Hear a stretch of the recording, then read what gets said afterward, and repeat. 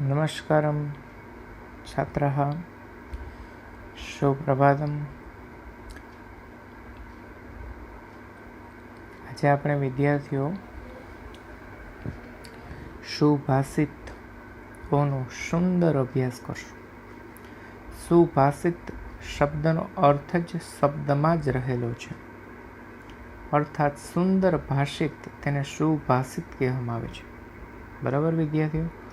સુભાષિતાની અર્થાત સુંદર સુવિચાર હંમેશા સુંદર જ હોય છે, કારણ કે તેનું નામ જ સુંદર વિચારો છે. એમ સુભાષિત એટલે સારી રીતે કહેવાયેલું, સુંદર કહેવાયેલું.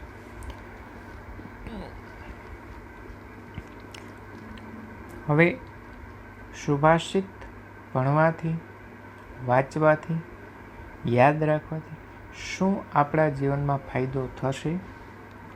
તો એનો જવાબ છે વિદ્યાર્થીઓ કે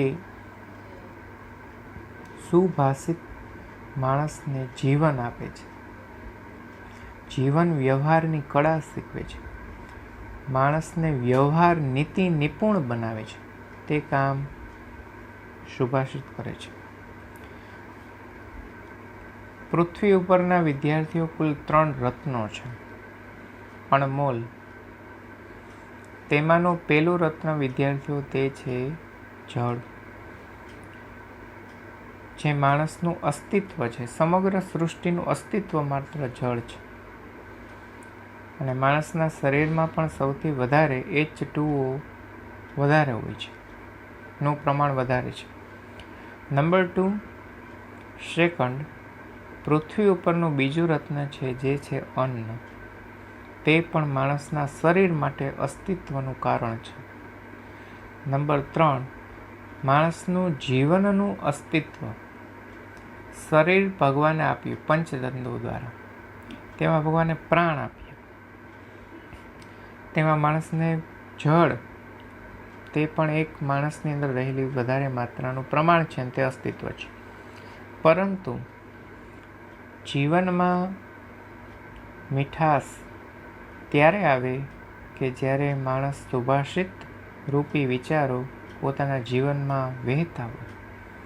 જેમ નદીમાં પાણી વહેતું હોય તો નદી શુદ્ધ રહે, તેમ માણસના જીવનમાં સુંદર વિચારો મન અને બુદ્ધિના ખોરાક રૂપી વહેતા રહે. મન અને બુદ્ધિના ખોરાક રૂપી વિચારો સારા વહેતા રહે તો વિદ્યાર્થીઓ જીવન માણસનું તુષ્યંતી ચ રમંતી ચ થાય, સંતુષ્ટ થાય, મધુર થાય.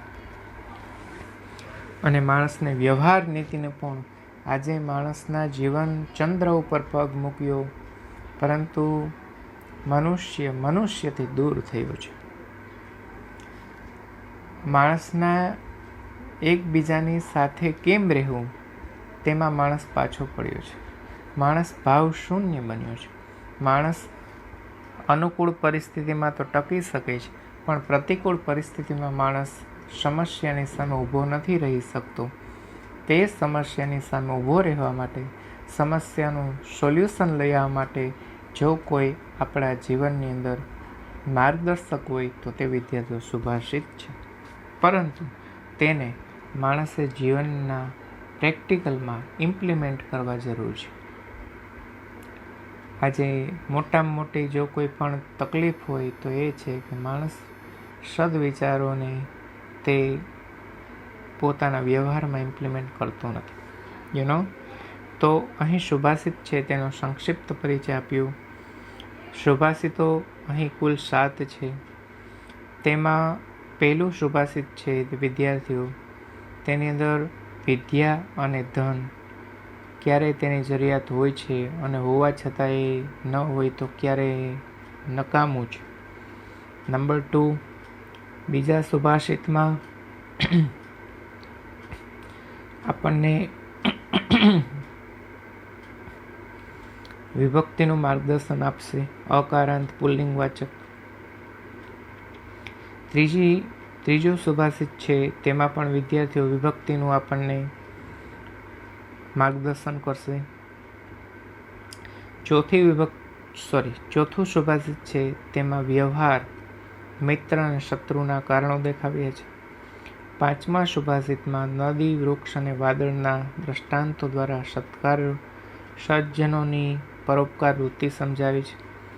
6ઠા સુભાષિતમાં ગંગા, સિંધુ વગેરે ભારતની 15 પવિત્ર નદીનું પાવન સ્મરણ કરવું. અને 7મામાં ચંદન, શેરડી અને સુવર્ણના ઉદાહરણો દ્વારા શ્રેષ્ઠ પુરુષોના શ્રેષ્ઠ સ્વભાવનો પરિચય આપ્યો છે. જોઈએ પેલું સુભાષિત, તે આગળ વધે. પુસ્તકેષુ હિ યા વિદ્યા પરહસ્તેષુ યદ્ ધનમ કાર્યકાલે સમુત્પન્ને ન સા વિદ્યા ન તદ્ધનમ.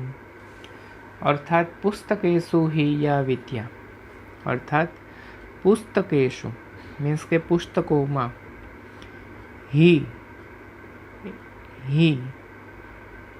યા વિદ્યા, યા એટલે જે, હિ છે ને જે ચોક્કસ અને નિશ્ચિત માત્રા દર્શાવવા માટે, વાક્યની નિશ્ચિતતા, ચોક્કસપણું દર્શાવવા માટે હિનો ઉપયોગ થાય છે. અર્થાત હિ મીન્સ કે ખરેખર એક અવ્યય છે તે.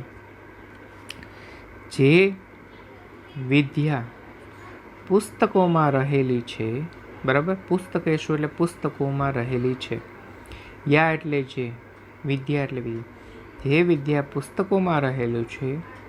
પછી શું? પરહસ્તેષુ, પર એટલે બીજાના, હસ્તેષુ હાથમાં, યદ ધનમ, યદ એટલે જે, ધનમ એટલે ધન, અને જે પારકાના હાથમાં ગયેલું હોય છે, અને જે ધન પારકાના હાથમાં ગયેલું હોય છે. કાર્યકાલે સમુત્પન્ને સા વિદ્યા ન તદ્ધનમ. તે વિદ્યા અને તે ધન જરૂરત ઊભી થાય. કાર્યકાલે સમુત્પન્ને, કાર્યકાલે એટલે કે યોગ્ય સમય અથવા જરૂરત ઊભી થાય ત્યારે, બરાબર, ત્યારે કાંઈ કામમાં આવતા નથી. બરાબર, રિપીટ. જે વિદ્યા પુસ્તકોમાં રહેલી છે અને જે ધન પારકાના હાથમાં ગયેલું છે, તે વિદ્યા અને તે ધન જરૂરત ઊભી થાય ત્યારે, કાર્યકાલે સમુત્પન્ન, એનું ગુજરાતી થશે જરૂરત ઊભી થાય ત્યારે કાંઈ કામમાં આવતા નથી. બરાબર વિદ્યાર્થીઓ, અહીં કાંઈ કામમાં આવતા નથી તે આપણે ઉમેરવાનું છે, એડ કરવાનું, ક્યાંય સંસ્કૃત ન ગોતતા. રિપીટ. માત્ર ભાષાંતર. જે વિદ્યા પુસ્તકોમાં રહેલી છે અને જે ધન પારકાના હાથમાં ગયેલું છે હોય છે, તે વિદ્યા અને તે ધન જરૂરત ઊભી થાય ત્યારે કંઈ કામમાં આવતા નથી. અક્ષરશ સાચું છે. કોઈ પણ સમસ્યા છે એ તમને કહીને નથી આવતી. અમુક સમસ્યા માણસ દ્વારા ઊભી થયેલી એક વાત અલગ છે, પરંતુ અમુક આકસ્મિક સમસ્યાઓ આવીને ઊભી રહી જતી, ત્યારે તમે વાંચેલું તો ઘણું બધું હોય, પરંતુ જો ત્યારે તમે તેનો ઉપયોગ ન કરો તો તે કંઈ કામનું નથી. પુસ્તકોમાં બધું હોય. એક્ઝામ્પલ લઈ, તમે પરીક્ષામાં બેસો ત્યારે તમને પૂછવામાં આવે કે પૃથ્વી ઉપરના 3 રત્નો કયા, તો તમે ત્યારે યાદ કરતા બેસો, પરંતુ યાદ ના આવે, પરંતુ તમે ત્યારે એટલું જરૂર કહો જવાબ ન લખીને, આ મેં વાંચેલું હતું. તો એ વાંચ્યું હતું ક્યાં? તો કે પુસ્તક. પરંતુ પુસ્તકોમાં રહેલું અને પારકાના હાથમાં રહેલું ધન, આ બંને ક્યારેય હંમેશા હાથમાં, ત્યારે ક્યારેય જરૂરત ઊભી થાય ત્યારે આવતું નથી. માટે તે આપણા માઇન્ડમાં હોવું, વિદ્યા આપણા માઇન્ડમાં હોવી જરૂરી છે. નંબર 2, ધન. ધન હંમેશા કહેવાય ને કે તેના માટે તો ચાણક્ય બહુ સરસ આપણને બોધ આપતા રહે છે. જે માણસ પોતે આર્થિક વ્યવહાર જે છે સમજી વિચારીને કરતો હોય, જરૂરિયાત વગર ક્યાંય પણ પૈસાનો વ્યય ન કરતો હોય, અને તે માણસ છે તેનો વ્યવહાર બહુ જ સરસ હોય છે. તે માણસને સમસ્યા છે તેમાં પણ એ ટકી શકે છે. અને આપત્તિના સમયની અંદર સાચો મિત્ર હોય ને વિદ્યાર્થીઓ, તો તે પૈસો છે. અને તે અત્યારે બધા લોકો હવે સમજે છે ને હવે બચાવે છે, પરંતુ કહેવાય ને નોબત આવે ત્યારે માણસ સમજે છે, એ પહેલાં નથી સમજ્યો એ મોટી ભૂલ છે. માણસ સમજે બધું છે પણ અફસોસ સાચા સમયે નથી સમજાતો, આ બહુ મોટી તકલીફ છે. બરાબર, તો આ વસ્તુને આપણે યાદ રાખશું. સુભાષિત નંબર 2.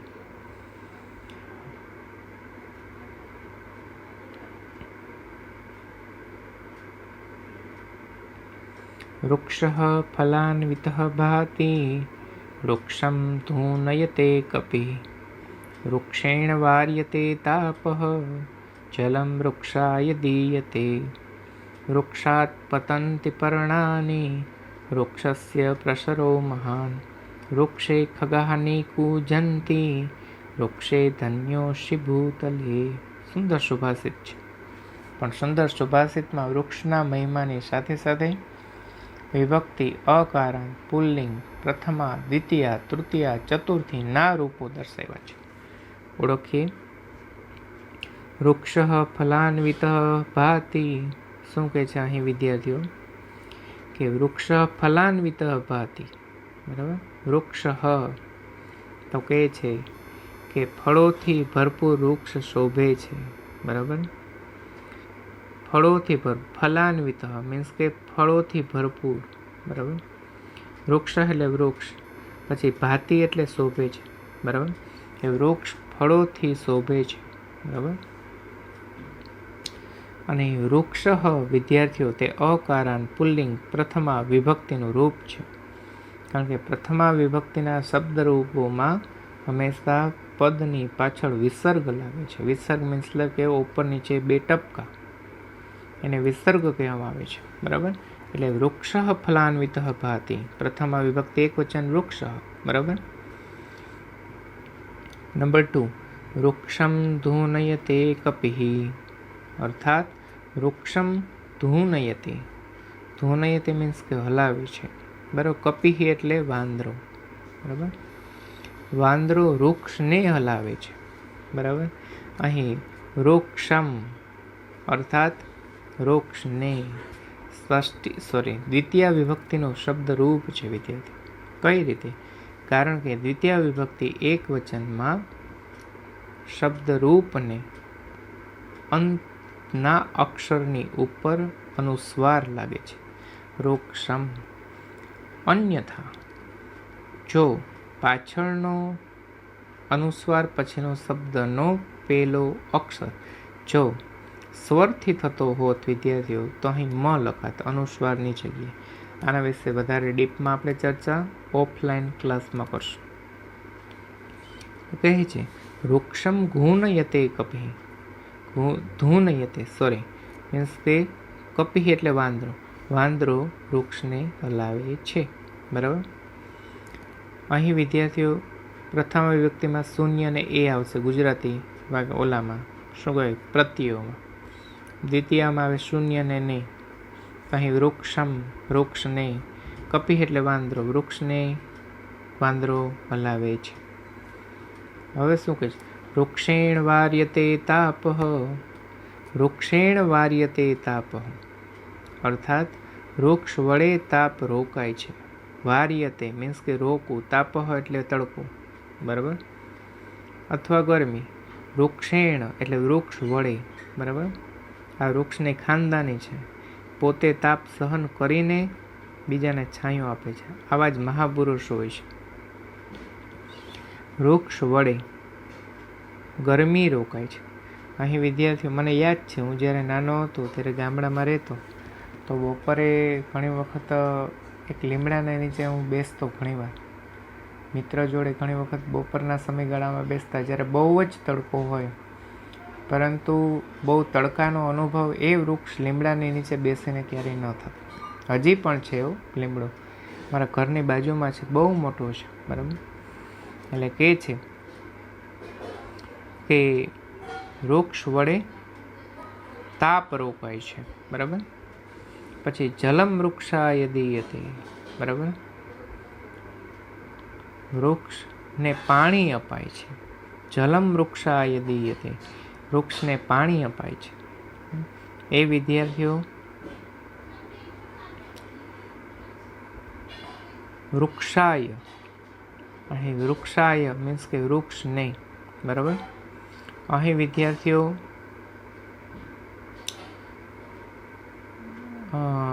ચતુર્થી વિભક્તિનો પ્રયોગ છે વૃક્ષાય. બરાબર.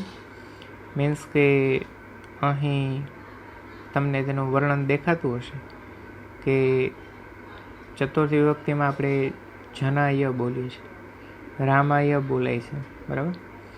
રામ રામમ રામેણ રામાય તમે બોલતા ને ઊભા હરોળમાં, તો જો એમાં આવે છે. બરાબર. એટલે ચતુર્થી વિભક્તિ ને, માટે, કાજે, વાસ્તે. તો અહીં શું આવશે?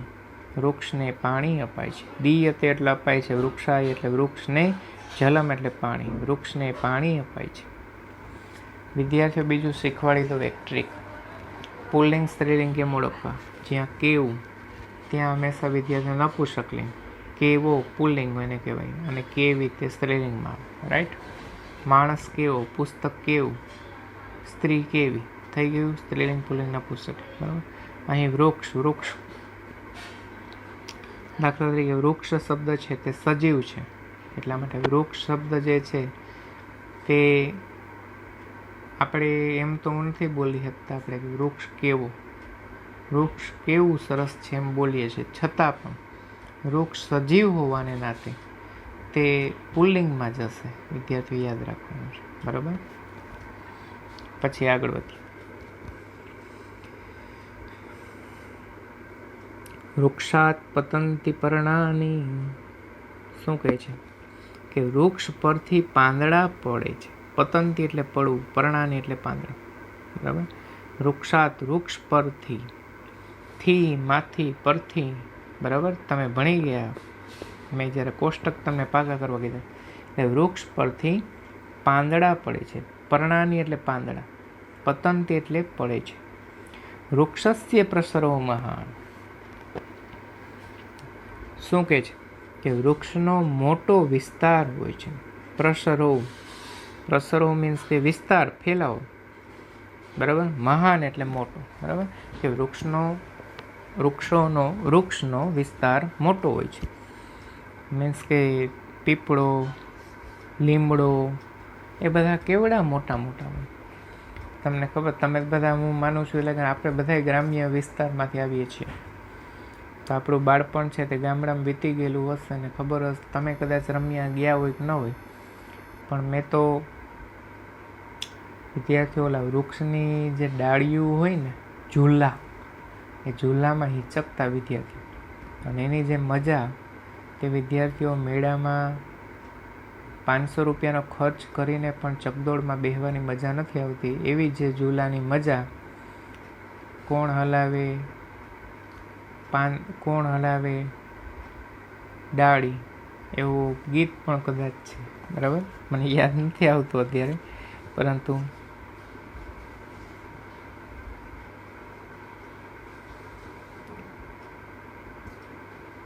કોણ હલાવે લીંબડી, કોણ હલાવે પીપળી, એવું એક ગીત છે. બરાબર. યાદ આવશે તો કહીશ. તો અહીં વિદ્યાર્થીઓ છે તેના ઉપર આપણે ફોકસ કરવાનું છે, વિભક્તિ ઉપર. એટલે વૃક્ષસ્ય પ્રસરો મહાન, વૃક્ષનો વિસ્તાર મોટો હોય છે. પછી કહે છે વૃક્ષે ખગાહા નિકુંજતી, નિકુંજંતી, અર્થાત વૃક્ષે એટલે વૃક્ષમાં. બરાબર. વૃક્ષ પર પંખીઓ કલરવ કરે છે. માં, ની, અંદર, ઉપર. પ્રત્યય એવા ને વિદ્યાર્થીઓ કે વૃક્ષ ઉપર પક્ષીઓ, ખગાહા એટલે પક્ષીઓ, નિકુંજંતી અર્થાત કલરવ કરે છે. નિકુંજંતી મીન્સ કે કલરવ કરો. વૃક્ષ ધન્ય પ્લસ અસી ભૂતલે. હે વૃક્ષ, શું કહે છે? વૃક્ષ એટલે કે હે વૃક્ષ ધન્ય પ્લસ અસી, ધરતી પર તું ધન્ય છે. બરાબર. ભૂતલે એટલે ધરતી ઉપર. બરાબર. પછી ધન્ય અસ્મિ, ધન્ય એટલે ધન્ય, અસ્મિ એટલે છે. બરાબર. ધન્ય અસી મીન્સ કે છે કે વૃક્ષ ઉપર, ધરતી ઉપર તું ધન્ય છે. હે વૃક્ષ ધરતી પર તું ધન્ય છે. અહીં વિદ્યાર્થી કેટલા શબ્દો અલગ તારવીએ. જો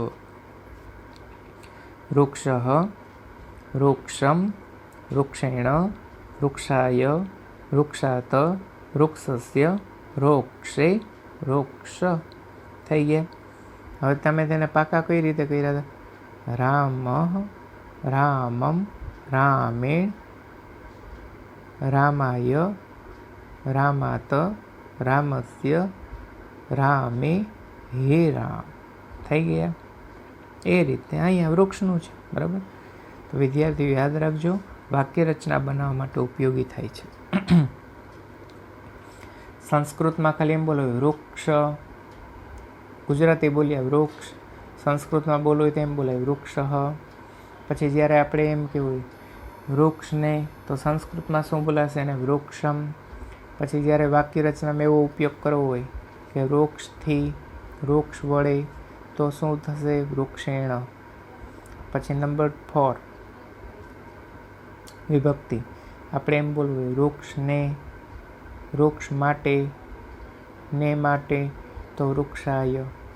પછી વૃક્ષથી, વૃક્ષ પરથી, તેના માટે વિદ્યાર્થીઓ વપરાશે તો વૃક્ષાત. પછી વૃક્ષનો, વૃક્ષનો, તેના માટે વિદ્યાર્થીઓ સંસ્કૃતમાં થાય વૃક્ષસ્ય.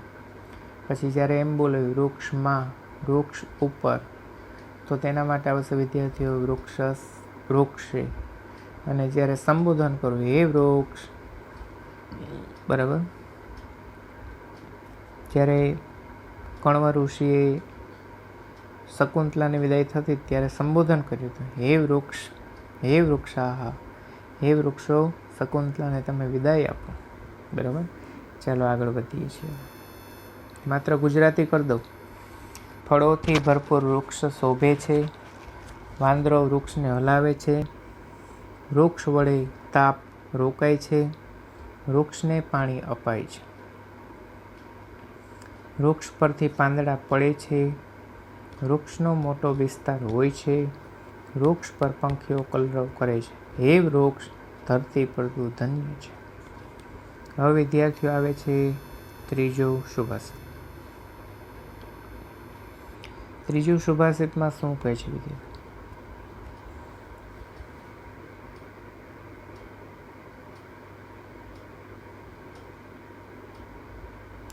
ન કશ્ચિત કસ્યચિત મિત્રમ ન કશ્ચિત કસ્યચિત રિપુ વ્યવહારેણ જાયન્તે મિત્રાણી રિપવસ્તથા.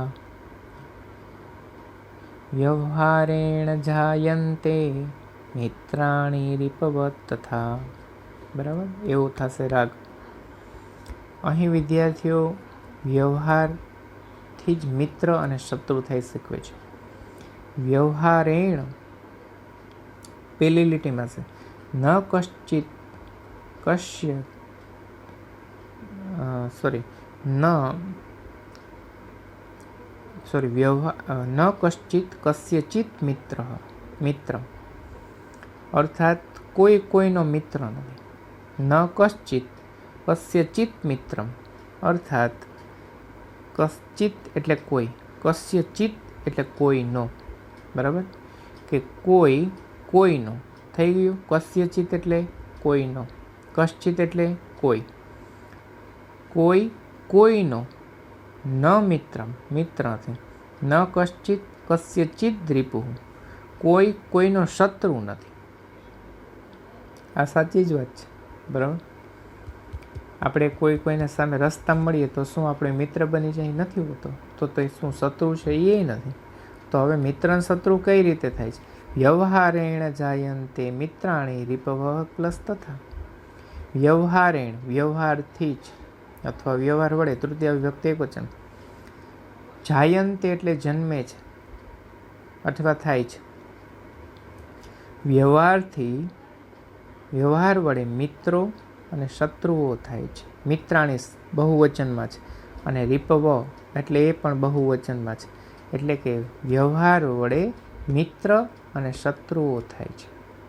બરાબર. માટે યુધિષ્ઠિર વિદ્યાર્થીઓ એના માટે અજાત શત્રુ શબ્દ વાપરવામાં આવે છે. યુધિષ્ઠિર આ પૃથ્વી ઉપરનો એક એવા વ્યક્તિ થઈ ગયા કે જે અજાત શત્રુ હતા. અજાત એટલે કે જેમનો પૃથ્વી ઉપર કોઈ પણ શત્રુ ન હોય એને અજાત શત્રુ કહેવામાં આવે. એવા યુધિષ્ઠિર હતા. અને માટે જ વિદ્યાર્થીઓ જ્યારે મહાભારતનું યુદ્ધ થયું ત્યારે તે કૌરવ પક્ષની અંદર ઘણા લોકો છે તેનું નિધન થયું, બધા મરી ગયા, ત્યારે તેનું દુઃખ યુધિષ્ઠિરને પણ હતું, કારણ કે તેના મનમાં કોઈ માટે રાગ કે દ્વેષ હતો નહીં. બરાબર. અને નંબર 2, માણસે સમાજમાં રહેવું હોય, સંસાર કરવાનો હોય તો માણસનો વ્યવહાર શુદ્ધ હોવો જોઈએ. ચાહે તે કોઈ પણ વ્યવહાર હોય, આર્થિક વ્યવહાર પણ કેમ ન હોય. માણસનું બોલવાનું, ચાલવાનું, બેસવું, ઉઠવું, આ બધો એક વ્યવહાર જ કહેવાય વિદ્યાર્થીઓ. ખાલી માત્ર પૈસાની લેવડ દેવડ કરવી તે જ માત્ર વ્યવહાર નથી, તે વ્યવહારનો એક પ્રકાર છે. તે પ્રકાર આર્થિક કહેવાય, આર્થિક વ્યવહાર કહેવાય. અને કોઈ પણ પ્રસંગમાં જવું ને તે વ્યવહાર જ કહેવાય વિદ્યાર્થીઓ. પછી ચાહે તે પ્રસંગ શુભ હોય કે અશુભ હોય, પણ વ્યવહાર જ કહેવાય. એટલા માટે માણસનો વ્યવહાર મધુર હોવો જોઈએ, રાગ દ્વેષ રહિત હોવો જોઈએ. બરાબર. પાછું વ્યવહાર વિશે જેટલું બોલીએ એટલું ઓછું પડે, પરંતુ એટલું કહી શકાય, સંસારની અંદર રહેવું હોય તે માણસનો વ્યવહાર શુદ્ધ હોવો જોઈએ.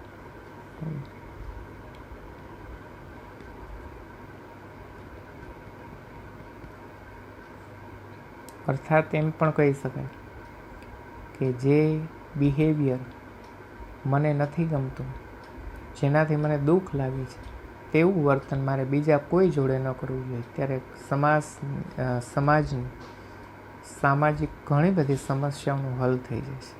બરાબર. આ ધ્યાન રાખશો. એટલે અને જીવનમાં મિત્ર બહુ મહત્ત્વની બાબત છે. માણસના જીવનના પોતાના ખુદના ડૉક્ટરોમાંનો એક ડૉક્ટર છે માણસનો સાચો મિત્ર. એટલે માણસનો મિત્ર છે તે પણ એ હોવો જોઈએ. બરાબર. ચલો આગળ વધીએ છીએ.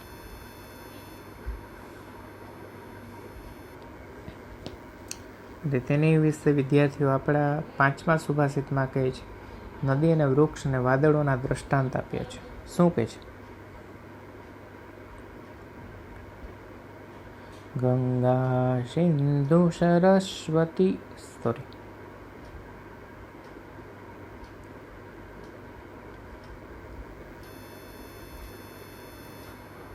ચોથો આવે છે. આપણે ત્રીજું બોલતા હતા પણ ચોથો આપણે પહોંચ્યા છે. અહીં કહે છે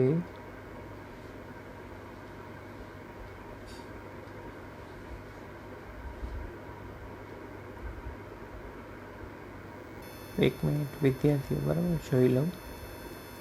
બીજું, ત્રીજું, ચોથું.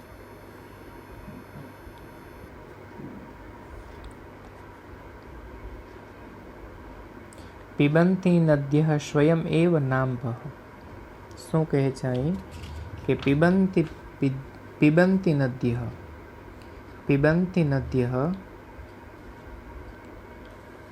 પછી શબ્દ છે વિદ્યાર્થીઓ એના પછીનો સ્વયં એવ અંભઃ. બરાબર. અહીંયા લખેલું શું છે ખબર વિદ્યાર્થીઓ? નામ્ભઃ નહીં આવે, અંભઃ. સ્વયં ન ખાદંતી ફલાની વૃક્ષાઃ. પછી શબ્દ છે ન અદંતી, સંધિ છૂટી પડશે, નાદંતી લખ્યું ને વિદ્યાર્થીઓ, ત્યાં ન અદંતી સસ્યમ ખલુ વારિવાહ. પછી પરોપકારાય શતામ વિભૂતય. રિપીટ. પિબંતી નદ્યઃ સ્વયં એવ ન અંભઃ સ્વયં ન ખાદંતી ફલાની વૃક્ષાઃ ન અદંતી સસ્યમ ખલુ વારિવાહ પરોપકારાય શતામ વિભૂતય. બહુ સુંદર વર્ણન છે વિદ્યાર્થીઓ. અહીં નદીનું વર્ણન કીધું છે. પહેલાં તો નદીનો ગુણ કહેલો છે વિદ્યાર્થીઓ. હરેક પ્રકૃતિ પાસે વિદ્યાર્થીઓ કંઈ ને કંઈ ગુણ રહેલા છે. અને તે ગુણોમાંનો એક ગુણ જે છે તે છે ખડખડ વહેવું. નદી પાસેથી આ ગુણ લેવા જેવો છે. માણસનું જીવન ખડખડ વહેતું રહેવું જોઈએ. જે નદીનું પાણી જોજો રોકાઈ ગયેલું હશે તે નદીનું પાણી મલિન થાય છે. માટે નદી સતત વહેતી હોય છે. નંબર 2 વિદ્યાર્થીઓ, નદી પોતાનું અસ્તિત્વ નથી રાખતી. નદીનું ધ્યેય હોય છે કે તેનું સમુદ્રમાં ભળી છે. એમ માણસનું રાષ્ટ્રની સમૃદ્ધિ રૂપી માણસનું પોતાનું વ્યક્તિત્વ ને ન રાખતા દેશની સમૃદ્ધિ, દેશના વિકાસ માટે મારું જીવનનું અસ્તિત્વ તેમાં ભેળવી દેવાનું છે. મહાત્મા ગાંધીજી, સરદાર વલ્લભભાઈ પટેલ, તે બધાની ખ્યાતિ શેનાથી છે વિદ્યાર્થીઓ? ક્રાંતિકારી, દેશભક્તથી છે. કોઈના પોતાના વ્યક્તિગત નામથી નથી. સરદાર વલ્લભભાઈ પટેલ આવે એટલે વિદ્યાર્થીઓ આપણે શું સમજીએ કે દેશના એક સાચા લોખંડી પુરુષ. નંબર 3, સુભાષચંદ્ર બોઝ શેનાથી પ્રખ્યાત? આઈએસ કેટેગરીના આઈએસ ક્વોલિફાઈડ એક સ્ટુડન્ટ હતા, વ્યક્તિ હતા, કલેક્ટર દરજ્જાના ક્લાસ 1 અધિકારી. પરંતુ શેનાથી પ્રખ્યાત? કલેક્ટર વિદ્યાર્થીઓ કેટલાય થઈ ગયા, પરંતુ સુભાષચંદ્ર બોઝનું નામ છે શેના લીધે છે? દેશ માટે પોતાનું જીવન ભેળવી દીધું. બરાબર, આગળ આમાં શીખીએ. શું કહે છે? પિબંતી નદ્ય સ્વયં એવ ન અંભ. નદ્ય મીન્સ કે નદીઓ. બરાબર, અહીં નદીઓ જે છે વિદ્યાર્થી એ કારણ છે એટલે એનો ધ થઈ જાય, દનો ધ થયો. નદ્ય નદી. સ્વયં એવ, સ્વયં એવ એટલે પોતાનું જ અથવા પોતે જ. બરાબર, પછી કહે છે વિદ્યાર્થીઓ અંભહ. અંભહ મીન્સ કે પાણી, ન એટલે નહીં, પછી પીબંતી એટલે પીવું. અહીં વાક્ય રચના શું મળશે? નદીઓ પોતે જ પોતાનું પાણી પીતી નથી. You know right. નદીઓ, નદ્ય મીન્સ કે નદીઓ પોતે જ, સ્વયં એવ, ન પ્લસ અંભ, પોતે જ પોતાનું પાણી, ન પીબંતી પીતી નથી. પછી કહે છે વિદ્યાર્થીઓ બીજું અહીંયા દ્રષ્ટાંત, સ્વયં ન ખાદંતી ફલાની વૃક્ષા. વૃક્ષો પોતાના ફળો ખાતા નથી. વૃક્ષો પોતે જ પોતાના ફળો ખાતા નથી. વૃક્ષાહ એટલે વૃક્ષો, ફલાની એટલે ફળો, ખાદંતી એટલે ખાવું, ન ખાદંતી ન ખાવું, સ્વયં એટલે પોતે. વૃક્ષો પોતે જ પોતાના ફળો ખાતા નથી. પછી વિદ્યાર્થીઓ છે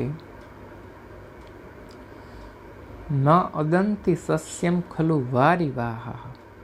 અર્થાત વાદળા, અહીં શબ્દ એના માટે છે વિદ્યાર્થીઓ વારિવાહ એટલે વાદળા. ખલુ મીન્સ કે ખરેખર, સસ્યમ એટલે અનાજ, જો એમાં શબ્દ છે સસ્યમ એટલે અનાજ, ખલુ એટલે ખરેખર. પછી ન અદંતી, ન પ્લસ અદંતી એટલે ખાતા નથી. અદંતી એટલે ખાવું, ન એટલે નહીં. અર્થાત વાદળા ખરેખર ધાન્ય ખાતા નથી. રિપીટ, વાદળા ખરેખર પોતે ઉગાડેલું ધાન્ય ખાતા નથી. હવે વાદળા ક્યાં ઉગાડે, કેમ તમને એવું કદાચ પ્રશ્ન થાય તો વિદ્યાર્થીઓ માટે સમજાય. વાદળા છે એના દ્વારા તો વરસાદ આવે. કોઈ પણ વિદ્યાર્થીઓ વરસાદ આવશે, ક્યારે આવશે, નથી આવશે, શું છે એ બધું આકાશ ઉપર જોવે. આકાશ ઉપર વાદળું દેખાય ને તો એ ખેડૂતને છે ને વિદ્યાર્થીઓ વાવણી થઈ ગયા પછી આશા હોય, એની વધારે મીઠ આંખની નજર તેની વાદળામાં હોય છે. જો એક વાદળું દેખાય, ખરેખર આ વરસાદ આવશે, આ વાદળું વરસી જાય તો મારા ધાન્યને એક પીત મળી જાય. એટલે વાદળા પોતે ક્યારેય ધાન્ય ખાતા નથી. બરાબર, પછી કહે છે પરોપકારાય સતામ વિભૂતય. સજ્જનોની સંપત્તિ, વિભૂતિ એટલે સંપત્તિ, વિભૂતય એટલે વિભૂતય શબ્દનો અર્થ વિદ્યાર્થી થાય સંપત્તિ, સમૃદ્ધિ. પછી પરોપકારાય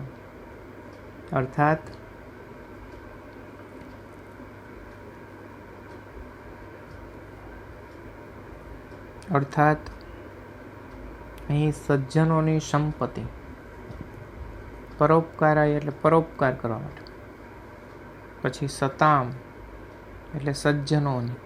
બરાબર, અર્થાત સજ્જનોની સંપત્તિ હંમેશા પરોપકાર કરવા માટે હોય છે. જલારામ બાપા એનું ઉદાહરણ છે. બરાબર.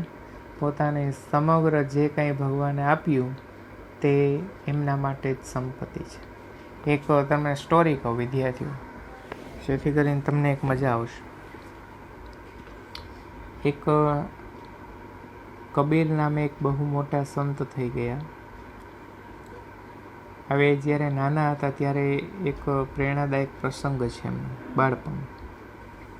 એમના પિતાજી જે છે તે કર્મકાંડ કરતા પંડિત કે એવું કંઈ કરતા હશે, અથવા તો કોઈ સારા કામ અર્થે ક્યારેક એમને બહાર જવાનું થયું, જો મારી ભૂલ ન થાય તો. હવે ખેતરનું ધ્યાન કોણ રાખે પ્રશ્ન હતો, માટે તે કબીરને કહીને ગયા, કબીર, આજે હું તને એક જવાબદારી સોંપું છું.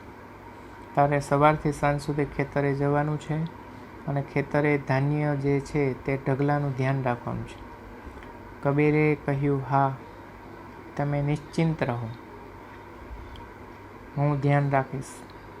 તેના પિતાજી છે તે સવારથી સાંજ ગામતરું કરીને પરત આવ્યા તો થયું, ચલો આજે કબીરે કેવું ધ્યાન રાખ્યું છે તે જોઈને આવું. ખેતરે આથમવાના પહેલાં પોતે ગયા તો ધાન્ય ઢગલા ઉપર ધાન્ય ન દેખાતા બધા પક્ષીઓ દેખાણા. તેમને ઠપકો આપ્યો, તું એક પક્ષી પણ ઉડાડી નથી શકતો? તારી અંદર એટલી પણ ક્ષમતા નથી, સમર્થ નથી? ત્યારે તેને બહુ સરસ પ્રત્યુત્તર આપ્યો કે રામ કી ચિડિયા રામ કા ખેત, ખાલો ચિડિયા ભર ભર પેટ. પિતાજી દિગ્મૂઢ થયા, આશ્ચર્ય પામ્યા. એનો જવાબ સાંભળી કે બાળપણમાં આવી સરસ તેજસ્વી વિચારધારા, પરોપકાર જીવ તેનો કેટલો ઉચ્ચ હશે. રામ કી ચિડિયા મીન્સ કે પક્ષીઓ છે તે ઈશ્વર દ્વારા નિર્મિત છે. રામ કા ખેત, આ ખેતર જે છે તે પણ ઈશ્વર દ્વારા છે. 4 દાણામાંથી 400 દાણા બનાવી આપનાર ભગવાન છે. રામ કી ચિડિયા રામ કા ખેત, ખાલો ચિડિયા ભર ભર પેટ. એટલે મને થયું, પિતાજી, પક્ષીઓ પણ ભગવાનના, પક્ષીમાં પણ રામ છે, અને જે ખેતમાં જે ધાન્ય ઉગે છે તે પણ રામથી ઉગે છે. તો આમાં આપણું શું છે? કંઈ નથી. માટે જેનું છે તેનું જ હું તેને આપું છું. તેમાં મેં શું બહુ મોટું કર્યું? આને કહેવાય પરોપકારી વૃત્તિ. જલારામ બાપાના જીવનની એની વિચારધારા જોઈએ કે કોઈ પણ આંગણે આવેલો ભૂખથી પીડાયેલો, તેની ભૂખ સંતોષ આવી જોઈએ, તેને ભૂખ સમવી જોઈએ. આવી જે વિચારધારા આફ્ટર ઓફ જનરેશન સુધી ટકાવી રાખવી એ બહુ મોટી બાબત છે. અને તે આજે પણ કન્ટિન્યુ છે, અવિરતપણે. કે મંદિરમાં આવનાર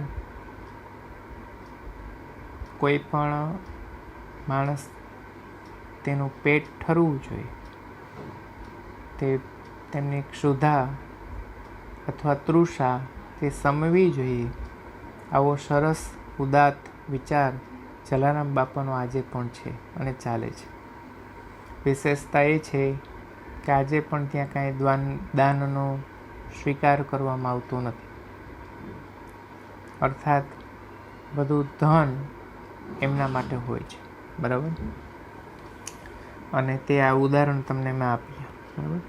તો આજે વિદ્યાર્થીઓ અહીં સુધી આપણે આજે રાખીએ છીએ, અને જે સુભાષિતો છે તેમના ગુણો છે તેમનો આપણે અભ્યાસ કરતા રહીશું, અને તેમના વિશે વધારે આપણો પણ જીવનમાં ઉતારીએ તેવી આજે પ્રાર્થના કરશું. અને આજનો અહીં આજે પાઠ છે તેને આપણે અહીંયા પૂર્ણ કરીએ છીએ.